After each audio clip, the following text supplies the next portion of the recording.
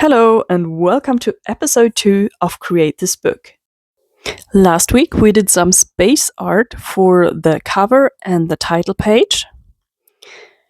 And for this week, let's turn the page and see what our next task will be. Alright, it says empty box, fill however you see fit. I took this rather literal and wanted to turn the empty box into an empty cardboard box. So I took this piece of brown paper that pretty much looked like cardboard and then used some dark brown alcohol markers to add some shadows and depth. Alrighty, let's glue our box into the book, and then we need to think about what we will put in the box. And to me it was quite obvious, nothing fits better in an empty box than a cat. There is no such pure and genuine love relationship than between a cat and its empty box. If you have a cat, I'm sure you will agree. So that's why I prepared this sketch of a snuggled up cat. Let's trace it with some fine liner, add color to it, and then put it into our empty box.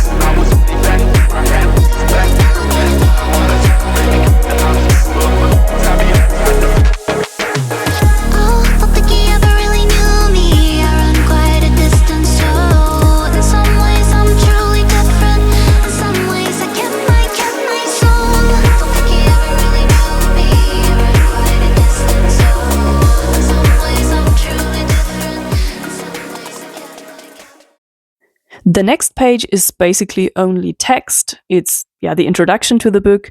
We could just leave the page as it is, but I also wanted to make it look pretty, so I started with adding a colorful border with acrylic markers.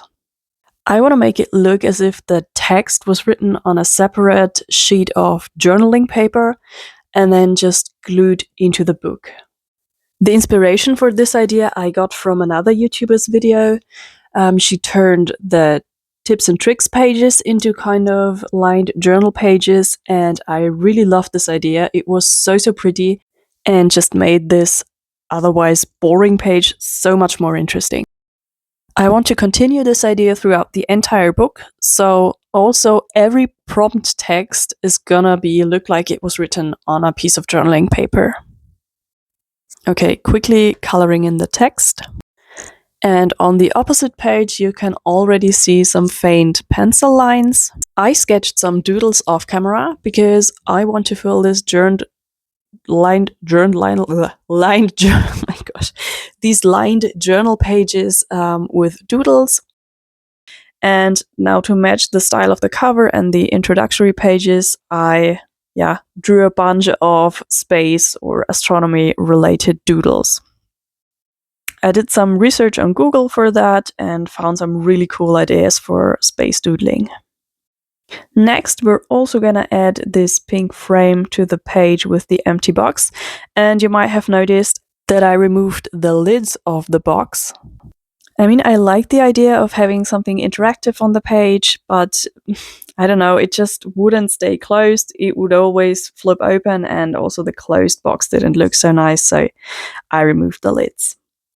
I saved the little space at the bottom with the ISBN numbers. You will find out in the next episode what is my plan for that. Okay, on the next page we have the tips and tricks. So same concept like on the previous page. I'm adding a colorful border and make it look as if the text was written on a separate sheet of lined paper.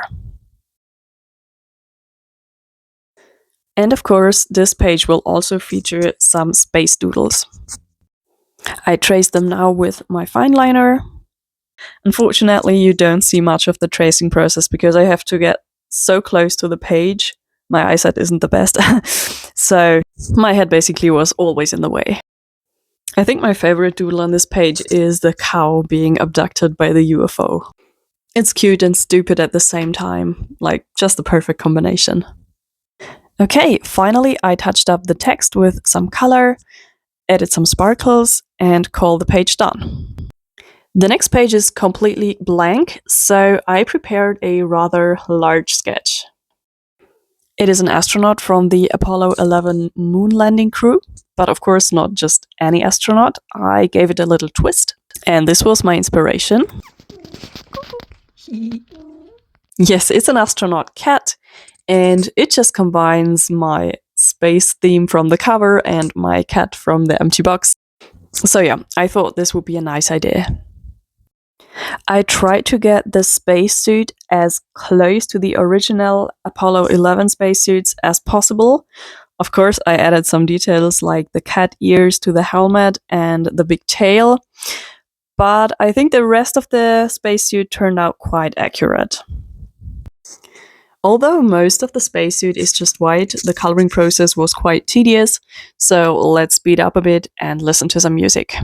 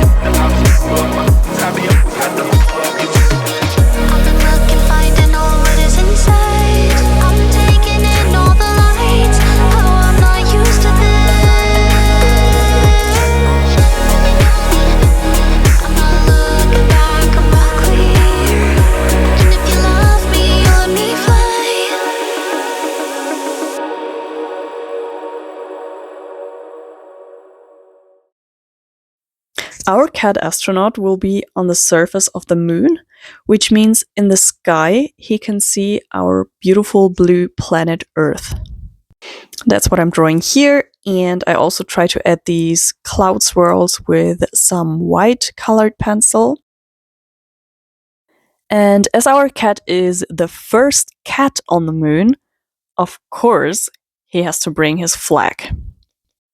Neil Armstrong and Buzz Aldrin, the first humans on the moon, had the flag of the United States of America.